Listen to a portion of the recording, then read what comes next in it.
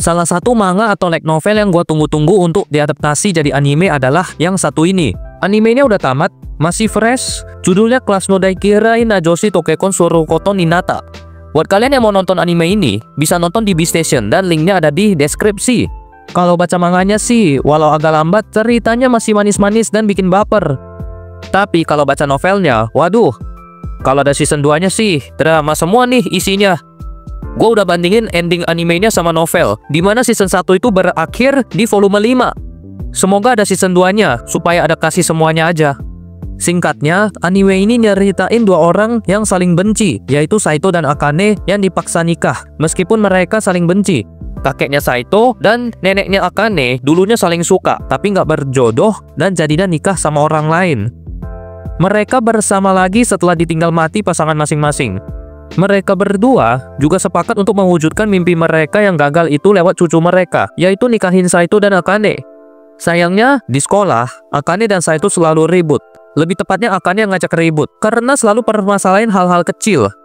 Seharusnya sih, dipaksa nikah sama musuh nggak bakal damai ya. Tapi nyatanya, mereka berdua sepakat untuk kompromi dan berdiskusi untuk kebaikan rumah tangga palsu ini. Kurang lebih kayak gitu inti ceritanya ya. Nah, apakah ceritanya gini doang? Ya enggak dong.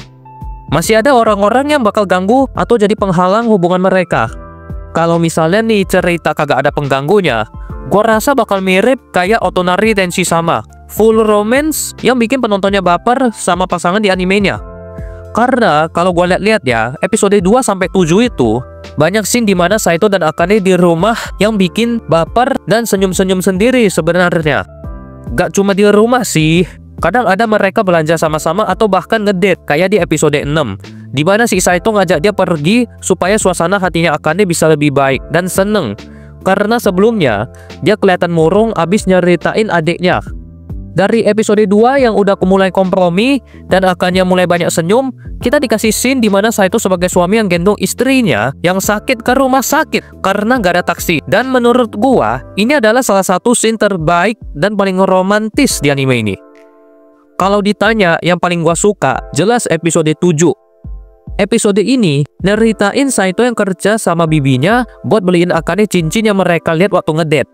Karena kesenangan, Akane pakai cincin itu ke sekolah dan pasti kasih tahu sama Saito, dia simpen di pouch gitu.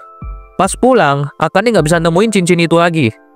Nah, di sini Akane tuh nyariin cincinnya meskipun nggak ketemu-ketemu juga, dan waktu Saito nawarin beli yang baru, dia nggak mau karena dia nganggap cincin itu sebagai wujud nyata perasaan Saito ke dia dalam pernikahan palsu mereka. Di episode ini, dua-duanya berusaha. Yang satu kerja supaya bisa beliin cincin, yang satu nggak sengaja ngilangin tapi nyari-nyari lagi dan untungnya ketemu. Gak cuma itu doang, episode ini ditutup dengan Saito makein cincin di jari manisnya Akane. Ya bikin gua tambah seneng waktu nonton episode ini. Scene mereka pulang dan Maho di bandara gak gua anggap. Soalnya menurut gua episode 7 selesai di scene makein cincin itu. Yang ngarep romance dan hubungan mereka yang selalu manis dan lancar pasti mulai kesel waktu nonton episode 8 karena isinya didominasi si Maho yang godain Saito terus.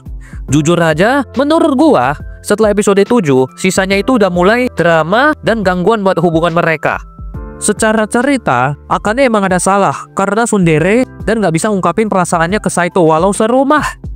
Tapi menurut gua, Saito juga kurang tegas dengan agak welcome ke cewek-cewek yang deketin dia. Yang deketin dia juga kurang ajar sih. Udah tahu suami orang, masih disikat aja mentang-mentang tahu pernikahan palsu. Ngomongin animenya, gua yakin ada beberapa penonton yang merasa kurang nyaman di episode 1 karena Akane teriak-teriak terus ngomongnya. Itu episode 1 bikin kurang nyaman tiap Akane ngomel-ngomel karena dia nggak slow waktu teriak. Untungnya sih cuma pas ngomel doang, gak setiap saat, jadi masih bisa gua maklumin. Toh kedepannya, Akane udah slow, ngomongnya udah lebih pelan, dan gak banyak teriak lagi. Buat kalian yang mau nonton animenya dan cuma nyari romance-nya aja, saran gua nonton episode 1-7 aja deh. Sama episode 11 masih oke lah. Episode 5, sebenarnya Himari udah mulai deketin Saito dengan minta tolong ke Akane. Cuma karena Akane jadi bisa kenal Saito lebih banyak dan sampai bela-belain masakin Saito steak karena Saito ngarep abis ditanya-tanya, gua merasa masih ada romance-nya lah antar keduanya ini. Kalau episode 11, gua cukup seneng liat Saito yang bela-belain pulang abis teleponan sama Akane. Di episode ini, rasanya Akane dan Saito udah saling suka, meskipun belum bisa ngomong, karena sama-sama merasa ada yang kurang kalau mereka nggak debat sehari aja. Oke, gimana dengan episode 8 sampai 10 dan 12? Di episode ini sih, Akane bisa dibilang dah gak dominan lagi, yang dominan ya kayak Himari atau Maho gitulah. Apalagi di episode 12 yang bisa dibilang Himari jauh lebih unggul di sini. Yah, kurang lebih gitu aja pendapat dan pembahasan gua soal anime Class no Daikeirai Najoshi Tokekon Surukoto Ninata. Mohon maaf apabila ada kesalahan dalam pembahasan maupun kata-kata. Terima kasih sudah menonton sampai habis dan sampai jumpa di video berikutnya.